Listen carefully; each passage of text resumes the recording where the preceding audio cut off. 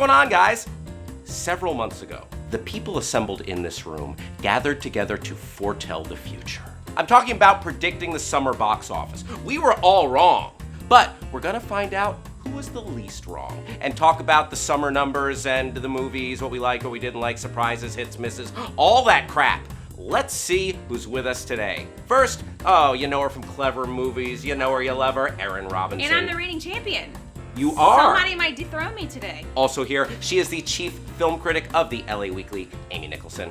Hello, Hal. And our old friend, he's a member of the family, Dan Murrell. Here with two former champions, or a former and a reigning champion, so yeah, what happens. Amy won the first one, Erin won the last one. Who's gonna win this one? There were a couple of big omissions from our lists that no one picked. That was kind of surprising. Mad Max Fury Road, our good friend The Rock's movie San Andreas, and Straight Outta Compton was none of those were on anyone's list. Ah.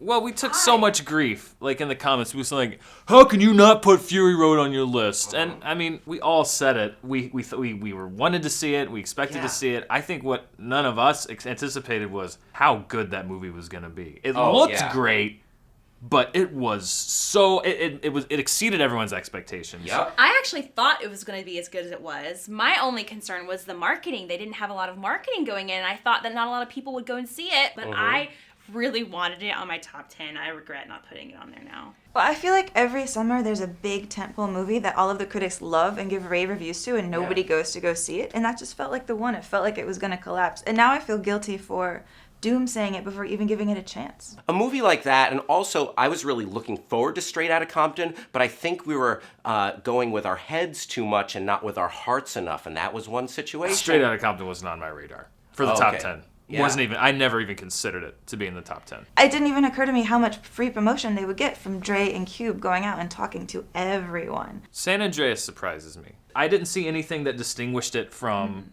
any of the movies that did lesser business, and it just I think it's The Rock. Yeah. It's got to be The Rock. I think the positioning of that kind of helped. It was kind of earlier in the summer. Yeah. I think people were hungry for blockbusters. They were ready to go to the movies. I think that helped it a little bit. Yeah, it was just allowed to snowball for a while. Yeah.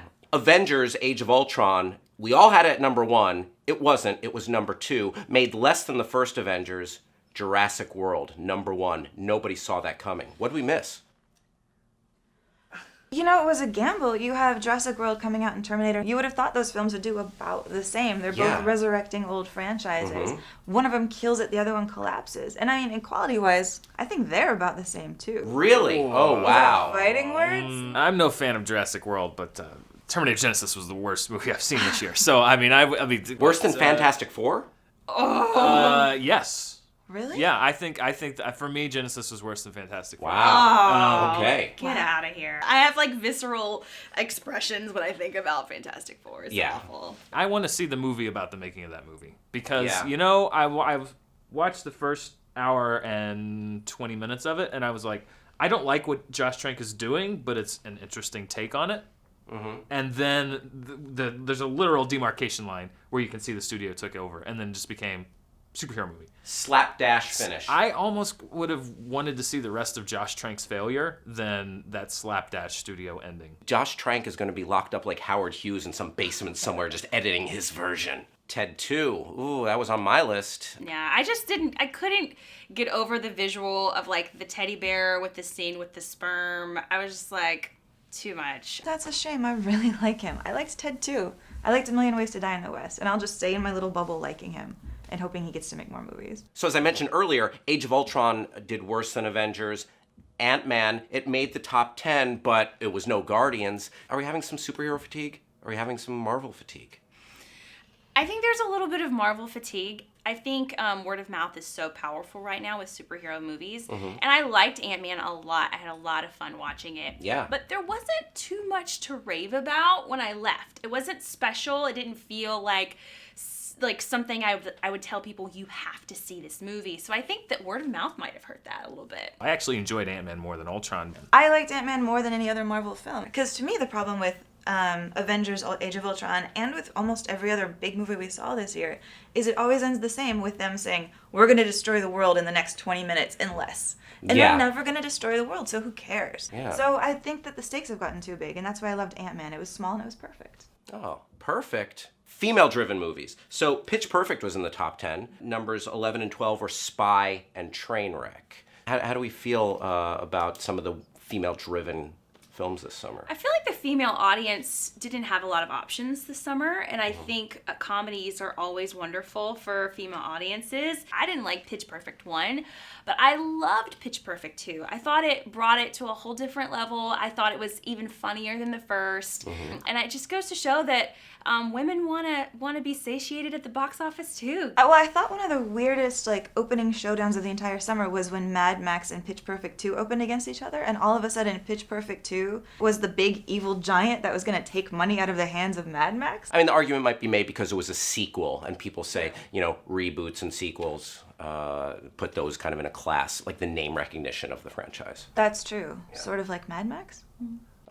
Yeah, but less recent. Yeah. Well, what surprised me was that, Mad Max was turned out to be, and I love it, literally a female-driven movie. Furiosa was as big a part, or arguably bigger. There was literally a woman driving. Driving Mad Max Fury Road. Yeah. And then the one it didn't do well was Tomorrowland. And one of the big reasons that I would recommend Tomorrowland for people to go see, it's flawed, but I love the fact that the hero of that movie was a young girl. But she didn't have to be a young girl. She wasn't written that had to be young. Could have been just as easily been a boy, but it was a girl, and I like that. I like Tomorrowland a lot too. And not only was the girl driving the story like an awesome young chick, but the badass ass-kicking robot was also a young girl. It was just like two really cool, tough women saving the future. Yeah, I think most of us had Tomorrowland on our lists, and yeah, that's another strike against. What's the biggest surprise? Let's go down the line. The surprise for me was Mission Impossible. I didn't expect it to be as good as it was. Yeah. I didn't even put it on my list in my top 10.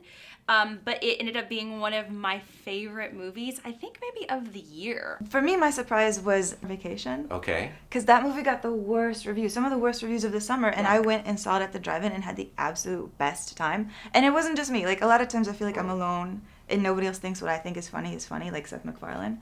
But in the drive-in, you could hear everybody in every car just cracking up. For me, the biggest surprise was how few movies this summer turned out to be outstanding. Fury Road, Inside Out, I would definitely say was an outstanding movie. And when you look at the summer lineup and you see only 2 or 3 movies that really quality-wise stood out from the pack, that surprised me. I thought we might have 4 or 5. Shall we get to the list results, everyone? Dun, dun, dun. Starting with myself, I had 6 out of 10. Okay, hey, at least I'm over the 500 mark.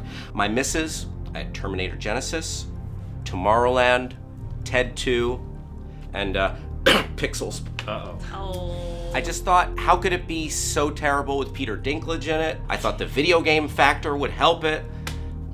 No. Aaron Robinson, also 6 out of 10. Your misses, Fantastic Four, Terminator Genesis, Magic Mike XXL, and Tomorrowland. I loved Magic Mike XXL for the record. Amy Nicholson, can she take it for a second time? 6 out of 10. Your misses, Spy, which did well. It's so good. It was almost there. It was very good. Ted 2, Terminator Genesis, and Ricky and the Flash. Big dice roll on that one. I like Vegas. That was my double down. Dan Murrell, 7 out of 10. Aw, barely. Dan Murrell is our new box office champion. Oh boy. Your misses, Tomorrowland, Ted 2, Magic Mike XXL. Yeah. The one person to exclude Arnold Schwarzenegger, Terminator Genesis from his top 10. I am glad that can help me get the victory, because that was an atrocity to movies and to humankind in general. Dan, congrats, buddy. Thank now you. You're the movie fights champion and our box office predicting Wow. champion. Jeez. Superhero status. Don't let it go to your head, all right? We also asked you guys to put your lists in the comments section of the video, and we would determine winners, and the winners would get Screen Junkies t-shirts. A lot of people beat the crap out of us. Several of you had 8 out of 10. So we had to go down to some tiebreakers. Congrats, Dylan Lankar. You had 8 out of 10, and a couple of the movies in correct positions. And Blake Ritchie, 8 out of 10, the only person to see into the future and choose Straight Outta Compton. So Dylan Lankar and Blake Ritchie, check your YouTube inbox and or tweet at us at Screen Junkies, and we will get you your well-earned prizes. What's gonna end the year top of the box office? Star Wars. Star Wars, I'm gonna go Jurassic World. Jurassic World, Star Wars. Star Wars. What do you think is gonna be the biggest moneymaker of 2015? What's gonna surprise in the fall? Let us know in the comments section below. Best answer, we're gonna send you a Screen Junkies t-shirt. And Dylan and Blake, you got Screen Junkies t-shirts coming your way. I wanna thank Aaron Robinson. Thanks for having us. Amy Nicholson, Dan Murrell, congrats, buddy. Thank you. And I want to thank you for watching. I'm Hal Rudnick. Hit me up on Twitter. Bye-bye. It is kind of weird, though, that he played a guy stranded on a planet in Interstellar, and he's doing that in this. But Interstellar, spoiler alert, if you haven't seen Interstellar, he plays a bad astronaut. Yeah. You know, this one he plays a good astronaut. It does look and feel like a return to form for Ridley Scott.